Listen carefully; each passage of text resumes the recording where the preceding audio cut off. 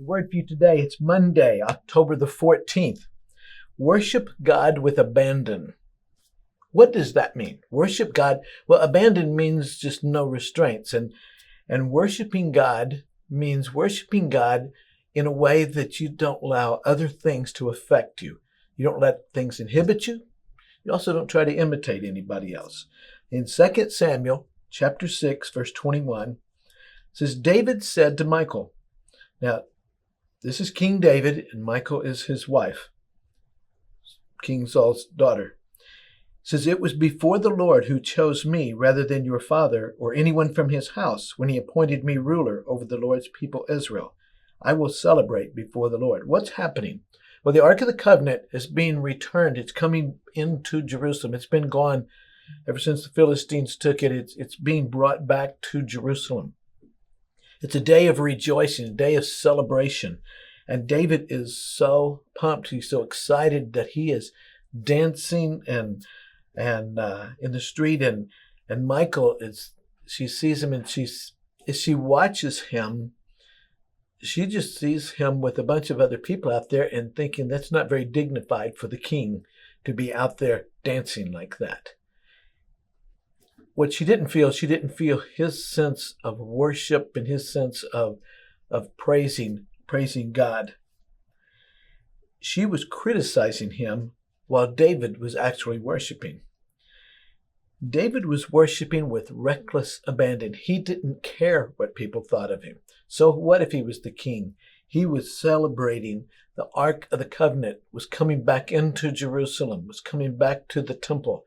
And he just was so excited. Have you ever been in church service and maybe a song just moved you to tears, but you held the tears back because you didn't want anybody to see the tears? Or maybe you felt like lifting your hands in worship and you didn't because you didn't want to draw attention, or maybe something was just caused, maybe even to kneel down where you were and worship God. That's worshiping God with abandon. It doesn't mean to be out of control. We're not talking about being out of control. We're talking about worshiping God. Your spirit leads you to worship in a certain way.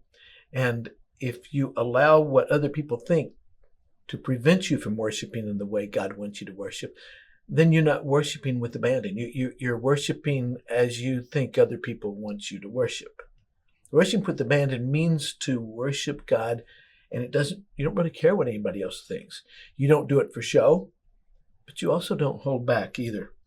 So how can we worship with abandon? Well, uninhibited worship, abandoned worship, is unwavering desire to love and obey God without restraint in corporate or personal worship. What in the world does that mean? It means not allowing what other people think to hold you back from your worshiping of God. When we're truly worshiping God, our mind isn't on what other people think. God will not lead us to be a distraction to others. Now, if it distracts other people, it may have something to do with them, but God will not lead you to be a distraction. Michal was offended by David's worshiping because David was worshiping and she was not. She was judging him while he was worshiping.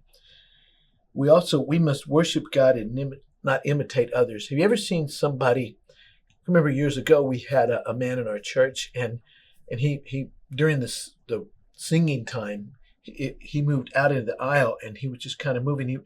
He seemed to be genuine. Well, you saw some other people, they were young people, but they were looking at him and they were grinning, and so they started imitating him. That's not worshiping God with abandon. They're trying to imitate somebody else, and that's not what God is talking about here at all. But to worship with abandon means we must eliminate obstacles in our worship. People can be an obstacle, what they think, what they say. Guilt. We know we are unworthy. But Jesus calls us to worship him. Sometimes our guilt keeps us from worshiping him. I don't deserve to worship him. Control. I want to be in control of myself. Well, we're not talking about just being out of control and being wild. We're talking about not allowing other things to keep us from worshiping God in the way that he calls us to worship him. Closeness to God. When all you're concerned about is honoring God, your worship will honor God. When we worship him with reckless abandon, it might distract others. But the people it distracts will be those people who are not worshiping. They're busy judging. Don't allow people judging to keep you from worshiping God with abandon. You know, there was a Italian poet, Dante Alighieri. One day he failed to kneel at the appropriate moment in their church. His enemies hurried to the bishop and demanded that Dante be punished for not kneeling when he was supposed to in the worship service. Dante defended himself by saying, if those who accused me had had their eyes and minds on God as I had, they too would have failed to notice events around them, and they most certainly would not have noticed what I was doing. And when people criticize others for the way they worship, it's probably because we're busy judging others rather than truly worshiping God. I'm going to encourage you, whether it be this Sunday or whenever next time you worship, it could be in your home tonight. When you worship God, would you just allow yourself to worship God with abandon? Worship God and don't allow what anybody else thinks to prevent you from worshiping God the way he's called you to worship him. There is a freedom in that. Have a good day.